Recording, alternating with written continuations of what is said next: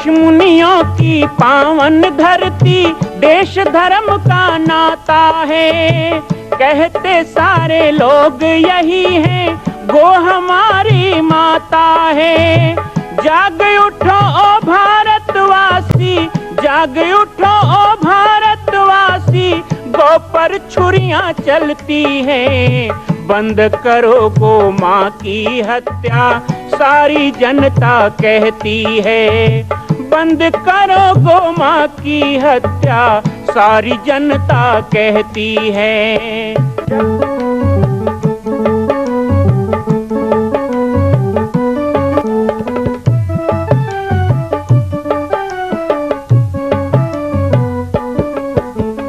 जगह जगह पर बूचड़ खाना, लाखों गौएं कटती हैं। किसे सुनाए व्यथा हमारी, नैना नीर बहाती हैं। रक्षा करना गौ माता की, रक्षा करना गौ माता की, गीता ज्ञान सिखाती है। बंद करो गो माँ की हत्या, सारी जनता कहती है। बंद करो गो माँ की हत्या, सारी जनता कहती है।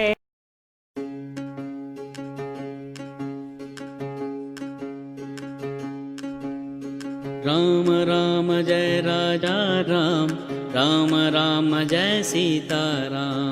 राम राम जय राजा राम, राम राम जय सीता राम। राम राम जय राजा राम, राम राम जय सीता राम। राम राम जय राजा राम, राम राम जय सीता राम। राम राम जय राजा राम, राम राम जय सीता राम। राम राम जय राजा राम, राम राम जय सीता राम।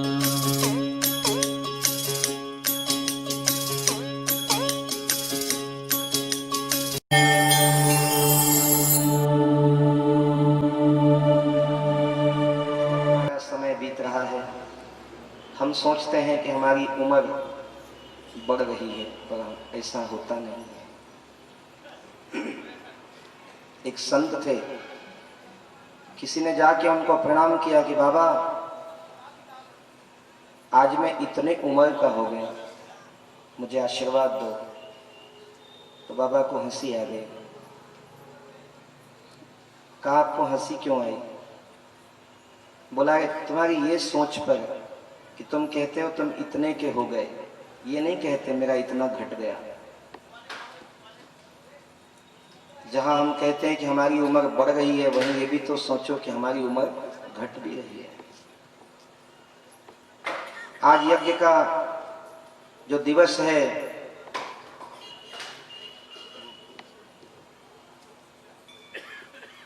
पांचवा दिन है यज्ञ का, और यज्ञ के पावन प्रांगण में श्री रामचरितमानस महायज्ञ के पावन प्रांगण में नवान पारायण गोस्वामी तुलसीदास जी ने बनाया। 9 दिन के अंतर्गत संपूर्ण रामायण का हम पाठ करते हैं, आहूत करते हैं।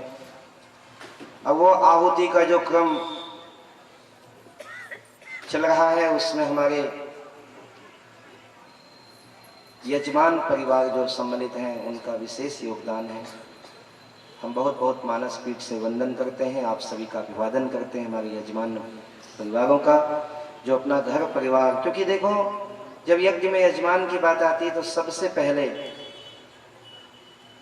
आजकल किसी को ये कह दो कि 11,000 देना पड़ेगा और यज्ञ में बैठा देंगे, तो मैं समझता हूँ यहाँ लाइन लग जाए। लेकिन 11 दिन यज्ञ में रहना है कहो तो सब लाइन हट जाती है। आप लोगों ने अपना घर परिवार माया मोह त्याग कर, हमारी व्यवस्था में भी बहुत सी कमी है उसको भी नज़रअंदाज करते हुए, वैसे तो ये आपका ही कार्यक्रम है, आप लोगों ने इस यज्ञ को सफल बनाया है आज। क्योंकि हम मध्य की ओर पहुंच रहे हैं, कल अपराह्न काल यज्ञ का मध्य हो जाएगा। तो आप सभी यजमान वृंदों को हम बहुत बहुत अभिवादन करते हैं, हमारे विप्रों के चरणों में प्रणाम करते हैं। मानस की कथा भी अबाध गति से आज चौथा दिवस है, चौथा मंच है। मैं आपको सूचित कर दूं, ये जो दैनिक राम कथा का प्रवाह है, जिसमें अभी हम लोगों ने वंदना भी शुरू नहीं की है, चौथा दिन है ना, अभी ज्यादा दिन हुआ कहाँ है, 2 4 8 10 दिन हो जाए तब शुरू करेंगे रामायण को। अभी तो घर परिवार की बात चल रही है। आप कहोगे 2 4 8 दिन के बाद तो यज्ञ ही नहीं रहेगा, तो फिर कब हम प्रारंभ करेंगे? देखें, यदि उनकी इच्छा है तो जरूर होगी। पर ये जो प्रवाह है कथा का, आज 26 दिसंबर है, 27 28 कल और परसों, 29 दिसंबर को और 30 दिसंबर को, अर्थात अब आज को मिलाकर 5 दिन की कथा है। 30 दिसंबर को हमारी राम कथा के विषय को हम पूर्ण विराम देंगे, क्योंकि 31 दिसंबर को इस मंच पर भव्य संत समागम और सनातन संतों का एक बड़ा ही सुंदर संगम है, जिसमें विभिन्न संत महापुरुषों का आगमन होगा और विभिन्न संस्थाओं के लोगों का भी आगमन होगा। 31 दिसंबर को दोपहर 12 बजे से लेकर संध्या 5 बजे तक भव्य संत सम्मेलन का कार्यक्रम है, और 1 जनवरी जिस दिन पूर्णाहुति है, उस दिन श्रीमद जगत गुरु रामानुजाचार्य अनंत श्रीभूषित स्वामी कौशलेन्द्र प्रपन्नाचार्य जी महाराज का आगमन अलवर राजस्थान से, परम पूज्य सद्गुरुदेव भगवान युग प्रवर्तक महायज्ञ संरक्षक श्री राज योगी बाबा जी का आगमन 1 जनवरी ये मंच उनको सादर समर्पित होगा। तो 31 और 1 2 दिन और निकल गए। एक दिन कलश यात्रा के कारण नहीं हुआ, तो विधिवत हम कहें तो 8 दिवस की कथा है। 8 दिवस की कथा का आज हमारा मध्य दिन है, हम मध्य में पहुंचे हैं। आज मैं बाबा तुलसीदास जी से निवेदन करूं, क्योंकि मैं राम कथा मंच में मानस भवन में जब बैठता हूं तो मैं प्रतिदिन चाहता हूं माताओं कि मैं आप लोगों को कथा सुनाऊं, भगवान का राम का जन्म सुनाऊं, केवट प्रसंग सुनाऊं, मुझे भी बहुत अच्छा लगता है। सुनो, कथा सुनने वाले को जितना अच्छा लगता है कथा, कहने वालों को उससे भी अच्छा लगना चाहिए। और जिसको ऐसे कथा पे रुचि ना हो, कुछ लोग कहते हैं पर कहने पे रुचि नहीं होती है। कुछ लोग, आप लोग तो घर गृहस्थी वाले हैं ना, तो घर में मेहमान आए तो अच्छे अच्छे मेवा पकवान बनाते हो, अच्छी अच्छी सब्जियां बनाते हो, और अच्छा अच्छा चीज बना के जब खिलाते हो, किसी को परोसते हो, तो वो जब स्वाद में लेके खाता है ना, तो आप ईमानदारी से बताओ, आपका पेट कुछ तो भर जाता है, आपको ऐसा लगता है मेरा पेट भर गया। तो जब आप लोगों को देखता हूं ना, 3 दिन से कथा मैंने कही है, और गुरुदेव की कृपा से जो युग संदेश है उसी का प्रवाह चल रहा है, तो मैं आप लोगों की संतुष्टि को देखता हूं, आप लोगों के भाव को देखता हूं, कुछ भक्तों के कुछ माताओं के, तो मुझे बड़ी तृप्ति मिलती है, बड़ा आनंद मिलता है। कल एक पत्रकार आए थे मेरे पास और उन्होंने मुझको पूछा, कुवेदना काम होता है पत्रकारों का, वो कुवेदते हैं, कुछ तो निकले। अति संघर्षण करे जो कोई, तो अनल प्रगट चंदनते होई, मानस ने कहा। तो ठीक है, अच्छी बात है। चंदन जैसे शीतल चीज पे भी घर्षण करो तो आग पैदा हो जाए। तो संतों के साथ तो सत्संग करना चाहिए। यहाँ तो बहुत कम जिज्ञासु हैं, ज्यादा लोग तो लगता है सरेंडर हो गए, समर्पित हो गए, कुछ पूछते ही नहीं। अभी 2 दिन से तो कुछ न कुछ पूछा ही नहीं है। हम तो रोज कहते हैं आरती जाती है, उसमें पैसा कम चढ़ाया करो, कागज में लिख के कुछ अपने जिज्ञासा चढ़ाया करो। विषय आता है तो कुछ पत्रकार बंधु आते रहते हैं, बड़े अच्छे लोग हैं यहाँ के पत्रकार लोग। पेपर में तो क्या छपता है हमको नहीं पता, हम पढ़ते नहीं हैं, आप लोग पढ़ते होंगे। लेकिन उन्होंने जानना चाहा, मुझको पूछा कि पहला ही सवाल किया कि आप इस दिशा की ओर कैसे मुड़े। बड़ा अच्छा सवाल था, इस दिशा की ओर कैसे मुड़े। अर्थात उनके पूछने का मतलब ये था कि साधु बनने का कैसे सोचा। मैंने कहा भाई मैंने अभी तक तो नहीं सोचा है साधु बनने का, अब सोचूंगा, थोड़ा फुर्सत मिल जाए तब ना, अभी तो आप ही लोगों से फुर्सत नहीं मिल रहा है। बोले कैसी बात कर रहे हैं? बोले हाँ, भाई कोई कहता है कि ऐसा हो गया तो ऐसा कर ली, ऐसा हो गया, घर में हुई खटपट, चले आए बाबा जी के मठ पर, ऐसा कहते। अब हम तो खटपट को जानते नहीं। 7-8 साल के थे, माता पिता ने ले जाके गुरुदेव के चरणों में चढ़ा दिया कि लो ये आपका। और गुरु जी भी ऐसे हमारे भोले भंडारी, 2-4 लोग गए मांगने के लिए तो उन्होंने उठा के हमको दे दिया। आप लोगों को दे दिया ना, संभालो गए। संभाल नहीं पाते हो तब गुस्सा आता है। तो गुरु जी भी ऐसे निकले। उन्होंने नहीं कहा कि चेला जाओ अपने लिए कमाओ, अपने लिए खाओ, नहीं, सबको खिलाओ, सबके लिए कमाओ, सबको वास्ता दो। नाव बोझिल मेरे पूर्व के पाप से, सो न जाऊं यही डर सताता मुझे। इतनी शक्ति मुझे दो मेरे देवता, खुद जागू जगत को जगाता जा। संत की मांग केवल इतनी होती है, हमें निद्रा ना घेरे और लोगों को निद्रा में देखे तो हम चुप ना रहे। मैं कई बार, कल भी मैं बहुत गोमाता के बारे में आप लोगों को अपनी पीड़ा बांट रहा था, वेदना बांट रहा था, और हमने व्यवहार आहार के बारे में बहुत से, कई लोगों को ऐसा लगता है कि भाई हमको खराब लगे ऐसी बात बाबा जी बोलते। ऐसी बात नहीं बोलना चाहिए, क्योंकि हर प्रकार के लोग होते हैं तो खराब लग। मैं एक बात आपसे पूछना, आपको जो अच्छा लगे वही बोलूं तो मेरी मानस पीठ मुझे गवाह नहीं देगी। डॉक्टर आपके हिसाब से काम करेगा तो कैसे चलेगा कि भाई देखो आपको दर्द हो रहा है तो सुई नहीं लगाते, तो क्या करें? बोले इंजेक्शन आपको गिलास में दे देते हैं, पी लो, है अच्छा रहेगा। अरे जो सुई के रास्ते जाना है वो सुई के रास्ते ही जाएगा।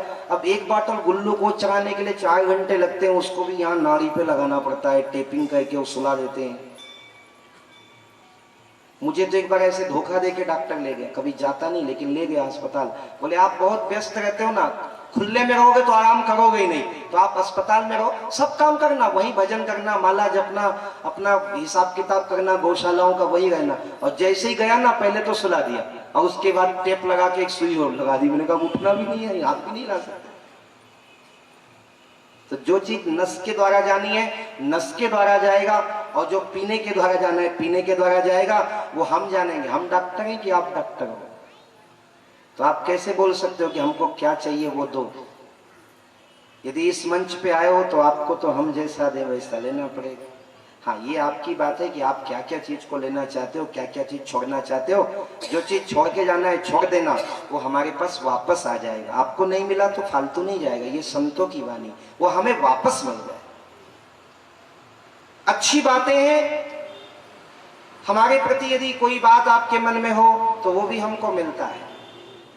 ये जो वायु का वातावरण होता है ना, कल हमारे महाराज जी बता रहे थे, मन के ऊपर 5 तत्वों का प्रभाव होता है, उसमें सबसे बड़ा प्रभाव वायु का होता है, क्योंकि हमारे शरीर का संचार वायु से होता है। कठोपनिषद में वर्णन आता है, हमारे पूरे शरीर का संचार, वायु के आने और जाने से शरीर जिंदा है। एक पल को भी वायु का संचार रुक जाए तो पूरा संसार मृत हो जाएगा। अरे संसार को छोड़ो, अपनी नासिका और मुख बंद कर लो और श्वास का संचार बंद कर दो तो पूरा शरीर जड़ हो जाएगा। तो ये जो वायुमंडल होता है ना, यहाँ सबके विचार गूंजते हैं। विचार जैसे जादू दिखाने वाला संपूर्ण वायुमंडल को बांध लेता है, जिसको कहते हैं नजरबंद। और नजरबंद हो जाने के कारण वो जो दिखाना चाहे वो आपको दिखता है। ये सत्य है, ये अविश्वसनीय लेकिन सत्य है, ऐसा होता है। तभी तो सामने स्टेज से हाथी गायब हो जाता है। और ये जो वायुमंडल हम यहाँ बनाए हैं, कई लोग मुझे पूछते हैं कि ये झंडे क्यों लगाएं, तोरण क्यों लगाएं, आम पत्ते क्यों लगाते हैं, कलश क्यों रखते हैं, चंदन क्यों लगाते हैं, पानी क्यों छिड़कते हैं, दिया क्यों जला, दुनिया भर के पूछने वाले। ये सब वायुमंडल को बनाया जा रहा है। ये सब बनाने का मतलब वायुमंडल, भगवान की मूर्ति लगा है, यज्ञशाला बना है, वो भी इतने मंजिल का पिरामिड बना है जिसको ऊर्जा का केंद्रीभूत स्थान माना गया। यही यज्ञशाला हम बनाना चाहते हैं तो लोहे के पाइप से बना सकते थे, लेकिन उसमें बांस का उपयोग किया गया, उसमें कुशकंटक डाला गया। हर चीज का विधान होता है। आप यज्ञ के खंभों में देखो, अलग अलग कपड़े लपेटे गए, अलग अलग रंग के। प्रकृति में जो 7 रंग होते हैं, 7 रंग के प्रतीक के दिशा हिसाब से कपड़े लपेटे गए। बहुत बड़ा विज्ञान है ये, छोटा मोटा विज्ञान तो है। ऐसा थोड़े कि जो लोग पढ़े लिख के डिग्री ले लें वही लोग वैज्ञानिक है। हम लोग क्या बिल्कुल देहाती बाबा हैं? हम लोग बहुत बड़े वैज्ञानिक हैं। साधु संत ऋषि तो इतने बड़े वैज्ञानिक हुए हैं, आजकल तो हेलीकॉप्टर में चलते हैं लोग। गौतम ऋषि तो पूरे 3 एकड़ के आश्रम के साथ चलते थे, उनको भूमा सिद्धि थी। 3 एकड़ का आश्रम उनका उड़ के चलता था कि बाबा जी आ रहे हैं पाटेश्वर धाम से, तो मैदान कुछ करने की जरूरत नहीं, बस खाली मैदान रख लो, वो पूरे आश्रम समेत उतरने वाले हैं। बोल, जड़ समेत हनुमान जी पहाड़ को उठा के ले आए। ये हमारा विज्ञान नहीं तो क्या है? तो ये इस पूरी विज्ञान के अंतर्गत ये पूरा परिसर सजाया गया है, ताकि यहाँ आने के बाद आपके मन में, आप दरवाजे पे आओ तो क्या मनोभाव लगे, वैसे बैनर लगे हैं। आप जाओ तो क्या मनोभाव बने, वैसे आपके बैनर लगे हैं। आप अंदर आओ तो आपको पहले क्या दिखे, बाद में क्या दिखे, फिर आगे जाओ तो क्या दिखे, अंदर जाओ तो क्या दिखे, वो सब सोच सोच के बनाया जाता है हर चीज को। क्योंकि जो वायुमंडल है, इस वायुमंडल में पूरी तरह आध्यात्मिकता का संचार हो सके, केवल बातों से नहीं, यहाँ के कर्म से, सेवा से, यहाँ रहने वाले लोगों से। हम यहाँ की हर कार्यकर्ता को बताते हैं कि देखो ऐसे बात करना, ऐसे बोलना। किसी को बोलो तो नाम लेके ना बोलो कि अरे कैसे सीताराम जी, अरे कहाँ सीताराम जी, भोजन करोगे सीताराम, आओ बैठो सीताराम। ये वायुमंडल का निर्माण।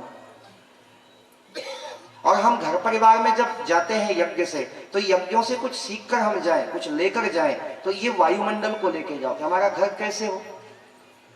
कितनी सुंदर सुंदर बातें यहाँ दीवालों में हमारे बंधुओं ने लगा रखी, वो पढ़ें जरा, समय मिले तो पढ़ के जाए, देखिए क्या क्या बात है। ये इस वायुमंडल को संचरित करने, तो हमारे मन पे ये सबसे बड़ा प्रभाव होता है वायु का। और यज्ञ का स्वरूप ही वायु है। यज्ञात् भवति पर्जन्या, पर्जन्यादन्न संभवः, अन्नात् भवति भूतानि, यज्ञ कर्म समुद्भवः। गीता में भगवान ने यज्ञ नारायण के स्वरूप का वर्णन करते हुए कहा कि यज्ञ नारायण का स्वरूप क्या है, तो यज्ञ से पर्जन्य, बादल की सृष्टि, अर्थात वायुमंडल को वाष्पीकरण कर, जल को एकत्रित कर और ठोस रूप में आकार देना यज्ञ का काम।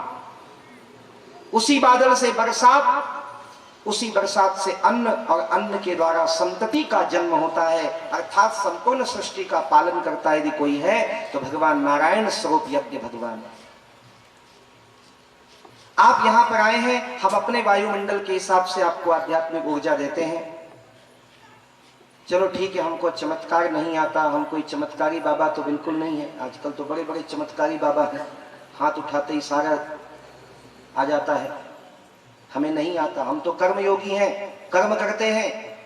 ये प्रवचन करना भी हमारा काम नहीं है, पर व्यवस्था है ना। वही बात जो मैंने कहा कि खुद जादू जगत को जगाता चलो, वही व्यवस्था है। कई बार मैं कहता हूं कि आप लोग जमीन पे बैठे हो, तो आप जमीन में बैठे हो इसका मतलब कोई छोटे नहीं हो गए। अब मुझे ऐसे चौकी में बैठा दिया तो मैं बड़ा नहीं हो गया। वैसे भी हवालात में बैठे तो हवलदार, थाने में बैठे तो थानादार, तहसील में बैठे तहसीलदार। अब आप और हम कहाँ बैठे सोच लो। आप जमीन में जमींदार, में चौकी में बैठा चौकीदार। वैसे भी संत तो चौकीदार ही होते हैं। तो कुछ लोगों की शिकायत होती है जब हम आध्यात्मिक वातावरण बनाने के लिए और वास्तविक चर्चा करते हैं, कथा अच्छी लगती है, बहुत बढ़िया लगता है, रोज कथा सुनते हैं। कल शाम को हमारी माताएं आई थी रामायण मंडली लेकर, कितनी बढ़िया कथा सुना रही थी। अभी भी माताएं गा रही थी राम कथा। कोई शिव विवाह की कथा बता रहे, कोई केवट प्रसंग बता रहे, सब ये तो गांव-गांव में होता है। आप लोग तो गांव-गांव में कथा सुनते हैं, कहते हैं।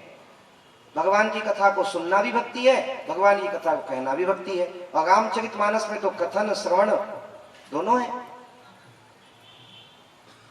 हमारी बहुत सी माताओं के मन में लालसा होती है कि यहाँ पर कुछ हमें कथा सुनने को मिले। लेकिन जब मैं कथा, वो धोखे धोखे में कई लोग बैठे रहते हैं 5:30 बजे तक, आखिरी में उम्मीद खत्म हो जाती है, बोले अब तो ये बाबा नहीं सुनाएगा कुछ, इसका तो काम यही है बस। कई लोग सोचते हैं अब 4 बजे से शुरू होगी कथा, अब मंगलाचरण आएगा। मैंने पहले ही दिन आपको कहा था संगीत में राम कथा इसलिए लिखवाया हो ताकि आप लोगों को बुला सकूं। मुझे पता है राम कथा में वो ताकत है कि उसका नाम ही पर्याप्त है। राम कथा हो ना हो, राम कथा लिख भी दिया, आप लोग आके बैठ गए।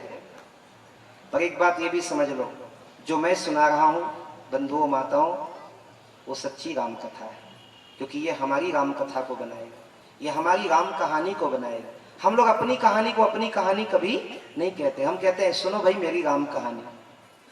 हम तो संतों की भाषा को मैं रोज बताता हूँ आपको, है ना, कुछ ना कुछ बताता हूँ। तो संत लोग जब मिले तो कहते हैं अपने राम, मेरे राम, तुम्हारे राम।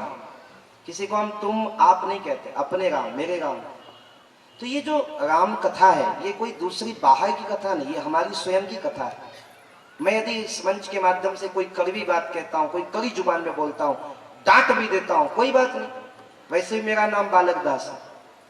अब बालक कुछ ऐसा बोल भी जाए तो बड़े लोग तो बुरा मानते ही नहीं। गुरुजी ने पहले इसलिए नाम रख दिया बालक, बहुत बड़ा ढाल पहना दिया मुझको, कोई कुछ नहीं बोल सकते मुझको, समझ लो है। ठीक है ना भाई, अब बालक दास है तो बालक ही दास रहेंगे। बुढ़े भी हो जाएंगे तो भी कौन कहेगा बुढ़ा भगवान, सब बालक भगवान ही कहेंगे। किसी की हिम्मत जो हमको बुढ़ा भगवान कह दे, बोलो। तो बालक की भाषा यदि कड़ी भी हो जाए ना तो उसको समझते हैं लोग, समझते हैं, और समझने के बाद धारण भी करते हैं, गुस्सा तो नहीं करते। फिर भी किसी के मन में होता है ये हमको ही सुना, जब देखो हमको ही सुनाते, ऐसे खाओ, ऐसे पियो, ऐसे पहनो, ऐसे बोलो। जब से आए 4 दिन हो गया ये बाबा जी तो बस हमको ही सुनाते। तो आप बताओ मैं आपको ना सुनाऊं तो क्या ये पंडाल को सुनाऊं, खम्भों को सुनाऊं? तो भाई आपको सुनाने इसलिए आपको सुनाता हूं। आपके जो भाव है ना वो इस वायुमंडल में विचरण कर रहे हैं, और वो भाव भले पूछते नहीं हो। एक शब्द है आपने सुना है, अंतर्यामी। ये भगवान के लिए भी है और किसके किसके लिए है? संतों के लिए है और विद्वानों के लिए है। कहते हैं वो अंतर्यामी है, त्रिकालदर्शी है। चलिए आइए इसका हम वैज्ञानिक विश्लेषण करें। अंतर्यामी का मतलब क्या होता है? जो अंतर से देख ले, बाहर देखे बिना अंतर से देख के समझ जाए कि सामने क्या हो रहा है, उसे कहते हैं अंतर्यामी। आपको पता है कि अंतर्यामी कहां से चीज ग्रहण करता है? रेडियो तो अंतर्यामी है ना। कहां दिल्ली में घटना हो रहा है, रेडियो हमको बैठ के बता रहा है, वो तो अंतर्यामी हो गया। और टेलीविजन तो महाअंतर्यामी है, वो बताता नहीं दिखाता भी है। तो फिर आज से टेलीविजन और रेडियो की पूजा चालू कर दो, क्योंकि यही है अंतर्यामी। कि भगवान ने आकाशवाणी की, तो रेडियो भी तो आकाशवाणी है भाई। तो रेडियो भगवान ने आकाशवाणी की कि आज मनमोहन सिंह जगत जयपुर पधारने वाले हैं, ठीक है। तो मेरे कहने का मतलब यह है कि रेडियो अंतर्यामी नहीं है, टीवी अंतर्यामी नहीं है, फिर भी वो सब कुछ जान के बताता है। कारण क्या है कि वायुमंडल में जो ध्वनि तरंग है उसको पकड़ने की ताकत उस रेडियो के अंदर है। वायुमंडल में जो दृश्य संकेत है उसको पकड़ने की ताकत आपके मीडिया, आपके टीवी और इन एरियल में है। आप अपना एरियल बढ़ाओ। एरियल किस शब्द से बना है? यदि अंग्रेजी में देखा जाए तो एरियल रिटर एरियल, एरिया को जो अपने आप में कंपोजिंग करता है, पूरा उसको जोड़ता है। या ये कहें कि वातावरण को जो संकुचित करके, और शास्त्रीय भाषा में कहें तो उसको हम ये कह सकते हैं कि जो बह्यंत तरंग है उसको सूक्ष्म तरंग बनाता है, अपने आप में समेटता है, उसको कहते हैं एरियल। कोई बहुत बड़ा शब्द नहीं एरियल।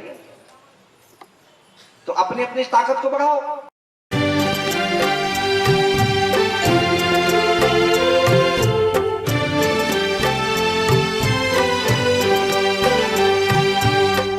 ईश्वर अपने साथ है, डरने की क्या बात है।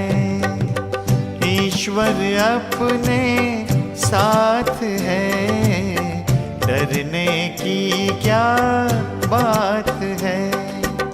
सदा सफलता साथ हमारे, सदा सफलता साथ हमारे, हाथ में उसके हाथ है।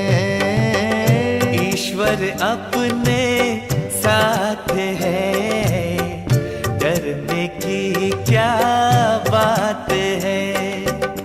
सदा सफलता साथ हमारे, सदा सफलता साथ हमारे, हाथ में उसके हाथ है। ईश्वर अपने साथ है, डरने की क्या बात है।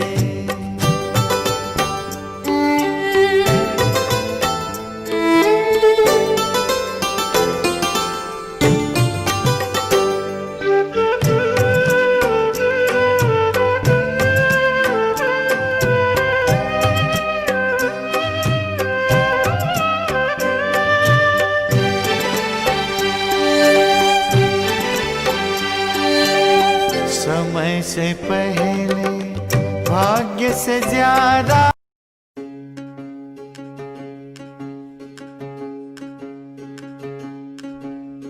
राम राम जय राजा राम, राम राम जय सीता राम, राम राम जय राजा राम, राम राम जय सीता राम, राम राम जय राजा राम, राम राम जय सीता राम, राम राम जय राजा राम, राम राम जय सीता राम, राम राम जय राजा राम, राम राम जय सीता राम, राम राम जय राजा राम, राम राम जय सीता राम।